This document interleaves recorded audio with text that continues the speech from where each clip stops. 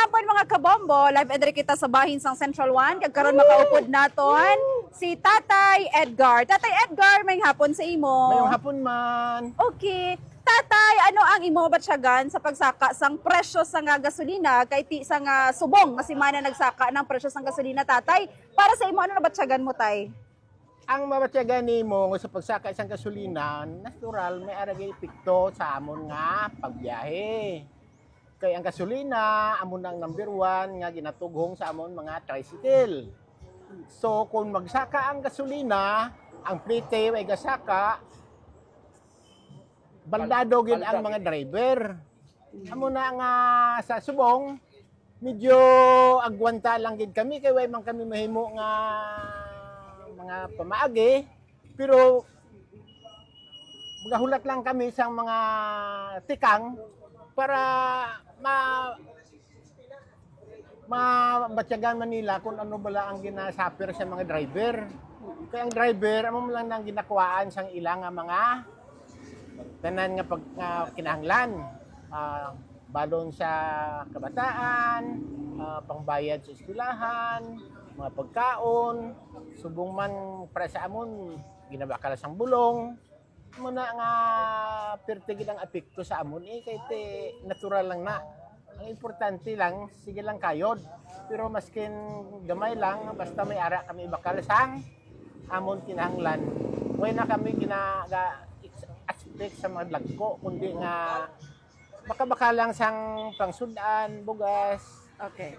Amo na nga sakit man sa amon, pero ginabato namon kahit yun makimihimo. Pero bangod sang inyo man siguro nga pagbulig sa media, nga mahatag man sang mga impormasyon sa mga panguluhan, makaabot man ang amon mga hinaing sa mga driver. Siguro mo na ako mahambal. Tatay, pila ka nakatuig nga tricycle driver syudad sang Coronadal? Ang pag-drive ko, medyo may dugay-dugay naman. Pero gauntat-untat, kaya medyo kung kaisa magkasakit nung kita, pahuway. Pero kung mayong lawas, kahit kayod, muna siya. Imo na tricycle, imo gina-drivean, tatay? Imo tricycle? Sarili ko ini. Okay. May giasa sa pagtaas ang presyo sang gasolina, tatay. May ara ka balagin bag-o sa imo oras kung magbiyahe? May oras na lang ba nga magwa ikaw para makatipid ikaw sang gasolina? O kung gabiyahe, pili na lang ang oras sa pagbiyahe mo? Ang sa akong tuod, no, gabiyahe ko, pero may limit lang ang akong oras kasi may edad naman. Kung medyo kaya sang lawas, birada ang biyahe, pero kung medyo daw mahina, pahuway man. Mostly, tatay, sa isa ka adlaw, pila ka oras ka magbiyahe? Isa ka adlaw gid ba o may Depende oras? kung damo pasahero, mapilitan kang magpadugay sang biyahe, pero kung nakita mo nga gamay lang eh. Sa pagtaas ang presyo sang gasolina, tatay, ano ang ginahimo mo agod makasarang gihapon ang gastos o kung galastuhon mo sa Sa adlaw-adlaw subong, matanan? medyo hindi pa kami makasiling nasapir na namon ang pagtaas kasi gulpi man. Hindi man nga isa na kasimana. Atong nagligan, nagtaas na. Pero karon kibot naman kay nga nagtaas. Kaya dapat every Martes man nagtaas, di ba? Oh. Nga karon gulpi lang sila yung nagpataas. Wala man abiso. Kay maskin way gira, ginapataas man gyapon gasolina. Siguro may gira gano ay bakal sa gasolina sa gwa, taas gyapon. Karon may ara na sila konkreto nga rason nga magtaas ang gasolina. Nangod kami gira sa Iran. Bisan may stock pa, no? Amo na ang problema sa Ato. sa mga oil.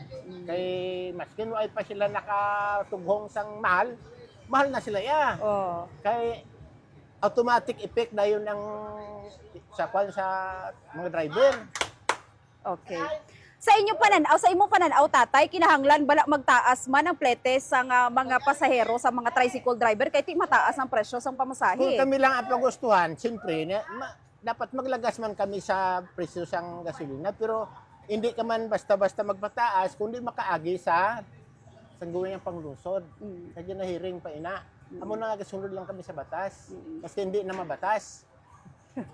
Pero para sa imo, tatay, kinahanglan man nga magtaas ang presyo sang pamasahe. Siyempre sino ba lang nga driver o nag-aspira nga magitaas ang biyahe. Kaya hindi man lang gasolina ang magmahal.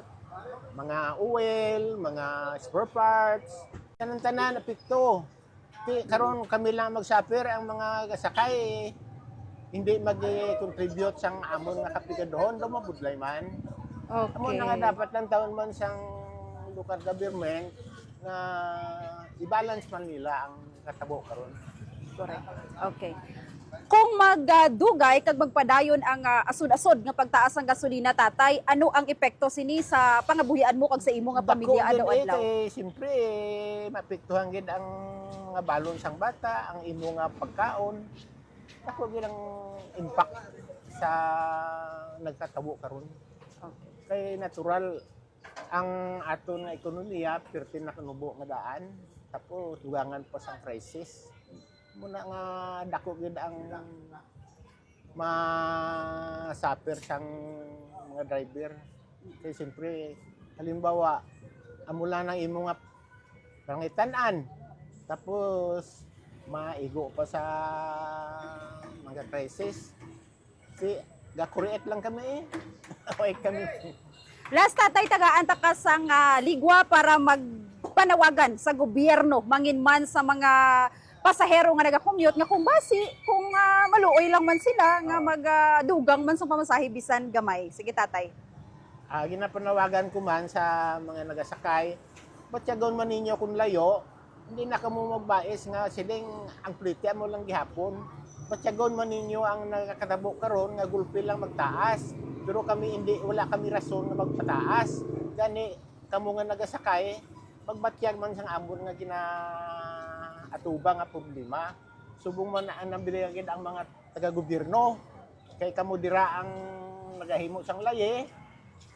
Hasta lang kamo sa istorya. Pero kung kami nang epektuhan, daw kapan-kapan lang nyo. Pero kung mag-abot eleksyon, kami gid ang inyong number one nga ginatagaan sang priority. Amo na nga dapat i-balance man ninyo.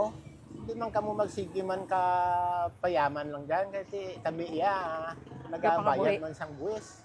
Nagahatag man sang kasunod man kami sa inyo nga ginahimo nga batas. Siguro mo lang na akong mahambal. Tatay, may hapon gid kag madamo nga salamat sa tion mo tatay. Mayong hapon kag madamo mga salamat sa imo bumbor.